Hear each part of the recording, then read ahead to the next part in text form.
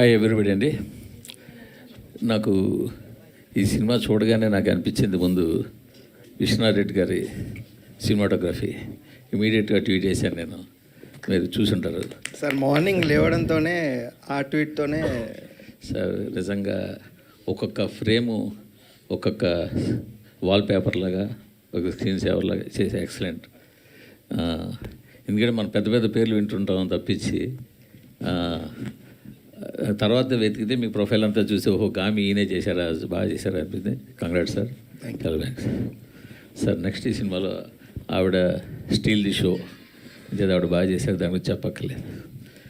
But ఈ cinema మీద నాకున్న అబ్జెక్షన్ మొత్తం చెప్తున్నాను, నా క్వశ్చన్ కాదు. ఆవిడ ఇందాక స్టేజ్ మీద ఒక్కొక్కరిని పిలిచినప్పుడు శుద్ధి అయోధ్య గారు రండి ఏదో క్యారెక్టర్ పేరుతో పిలిచారు. ఆయన ఏమని పిలిచారండి మీరు రమ్మని స్టేజ్ మీదకి? పంతులు గారు రండి అని పిలిచారు. అదే ఎందుకు అలా పిలవాల్సి వచ్చిందంటే ఆవిడ తప్పు కాదండి. సినిమాలో హీరో కులం ఏమైనా చెప్పారా? హీరోయిన్ కులం చెప్పారా? హీరో తండ్రి ఇంకో క్యారెక్టర్ ఎవరిదైనా కులం చెప్పారా? అంటే ఒక రేప్ చేసే విలన్ క్యారెక్టర్ చూపించాల్సి వస్తే మీకు బ్రాహ్మణ్ కావాల్సి వచ్చిందా ఏంటంటే అది? యాక్చువల్లీ ఇక్కడ ఉండండి, నేను మాట్లాడుతున్నాను. కాశీ లాంటి పవిత్రమైన పుణ్యక్షేత్రంలో మీకు ఫైట్ సీక్వెన్స్, రేప్ సీక్వెన్స్ తీయడానికి ఒక కబేలా కావాల్సి వచ్చిందా? కాశీ లాంటి ఒక పుణ్యక్షేత్రంలో ఒక పంతులు ఒక ముస్లిము కలిపి రేపు సీన్కి అసిస్ట్ చేసినట్టు తీయాల్సి వచ్చిందా? ఏంటండి మైండ్ సెట్?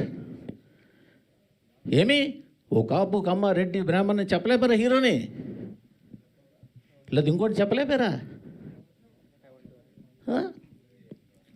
యాక్చువల్గా క్యారెక్టర్ పేరు పోనీటేల్ గాయ్ అని ఉంటుంది sir, but I don't know who has given that name. అది తప్పుగా ఇచ్చారు. అక్కడ ప్రొజెక్ట్ చేయడం కూడా అలాగే ప్రొజెక్ట్ చేశారు కదా సార్. క్యారెక్టర్ పేరు హారతికి రావాలి, హారతి టైం అవుతుంది అని చెప్పి. అంటే నేనేమంటే మీరు ఇప్పుడు ఒక పర్సన్ టార్గెట్ చేయాలనుకున్నప్పుడు చేస్తే చేయండి, అది మీ ఇష్టమే, కాదనంటల్లా. నేను ఇది ఎక్కడైనా ఒక ఇండికేషన్ ఇచ్చారా? ఒక ఇంటి పేరు చెప్పారా? అయ్యో హీరో ఈ హీరో, ఇప్పుడు ఆయన పేరు హనురెడ్డి, బట్ సినిమాలో అయితే రెడ్డి కాదు కదా. చెప్పడంలో మేబీ ఆయన రైటర్, ఆయన ఇంగ్లీష్ కాదు కదా. ఆవిడ శుద్ధి ఏజ్ ప్రపంచంలో దేనికైనా ఉండొచ్చు సార్. కరెక్టే సార్. అక్కడ వాళ్ళకి ఇవ్వడం అంటే మేబీ తప్పుగా ఇచ్చారేమో. బట్ మీరు కాశీలాంటి పుణ్యక్షేత్రంలో తీస్తున్నారా? అక్కడ కబేళ పెట్టి కబేళలో రేప్ సీన్ ఫైట్ సీన్ పెడతారా? అక్కడ యాక్చువల్గా sir there are lot of people are there sir అక్కడ, and what we have studied sir. ఇంక మీరు ఎన్ని చెప్పినా అది ఎక్స్క్యూజ్ కాదండి. ఈవెన్ డైరెక్టర్ వస్తే, నేను యాక్చువల్గా డైరెక్టర్ ఇది అడగడానికి కోసం వచ్చాను నేను. ఓకే ఓకే కాదండి, అది ఏంటది? ఇదే తీయండి, ఇంకొక క్యారెక్టర్ ఇంకో క్యాస్ట్ పెట్టి అప్పుడు తెలిసి ఉండేది. సార్ మూర్తి గారు, వన్ సెకండ్. మా డైరెక్టర్ రైటర్ కాబట్టి ఆయనకి ప్రతిదానికి ఒక బలమైన కారణం ఉంటుందండి. దయచేసి మీరు నిజంగా ఆయన అడిగితేనే బెటర్ అండి. అంటే మీకు లైవ్ అందరూ చూస్తున్నారు, అందరిలోకి వెళ్తుంది, ఆయన చూస్తాడు, ఆయన కారణం ఆయన చెప్పుండొచ్చు, వేరే సంగతి. బట్ నేనైతే చెప్తున్నాను సార్, రెండు అబ్జెక్షన్స్. ఒకటి సరే ఓకే, కాశీలో పురోహితుడే చూపించాడు, ఆయన ఇష్టం చూపించుకోమన్నాడు. కాశీలో పుణ్యక్షేత్రం అండి, ఆ పుణ్యక్షేత్రంలో ఒక కబేళా చూపించి, అంత భారీ కబేళా పెట్టి, ఆ కబేళాలో ఒక ముస్లింలు పెట్టి వాళ్ళేమో ఈ పంతులు సపోర్ట్ చేసినట్టు. ఏంటండి ఏం చెప్పదలుచుకున్నారు ఇండైరెక్ట్గా మీరు? ఏమి అంతవరకు చెప్పాల్సిన సినిమా మొత్తం మీరు అంత చేశారుగా. క్లాసిక్గా గీతాంజలి క్యాసెట్ పెట్టావు, హెడ్ ఫోన్స్ పెట్టావు, దాన్ని నేను ఒక క్లాసిక్ సినిమా ప్రొజెక్ట్ చేయబోతున్నానని ఇండికేషన్లు ఎన్నో ఇచ్చారు కదా. వాటి గురించి నేనేం అనలేదే.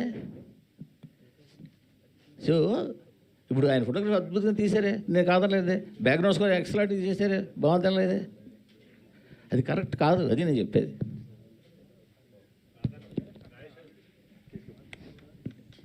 అనంత్ గారు, ఈ సినిమాలో ఒక యాక్షన్ బ్లాక్ ఉంది. లైక్ ఇబ్బంది పడ్డారా చేసేటప్పుడు, లేదంటే ఛాలెంజింగ్గా తీసుకొని చేశారా? ఎందుకంటే స్క్రీన్ మీద మంచి రెస్పాన్స్ వచ్చింది ఆ యాక్షన్ ఎపిసోడ్స్. యాక్చువల్లీ అది ఫస్ట్ డే అదే షూట్ చేశా, ఫైట్ సీక్వెన్స్. సో కొంచెం ఇబ్బంది కాదు, కొంచెం ఛాలెంజింగ్ అయ్యింది. కానీ ఐ థింక్ ఆ ఫైటర్స్ ఆయన మనం ప్రాక్టీస్ కూడా చేసా. So it was actually comfortable. దానికి సంబంధించి మీకు వచ్చిన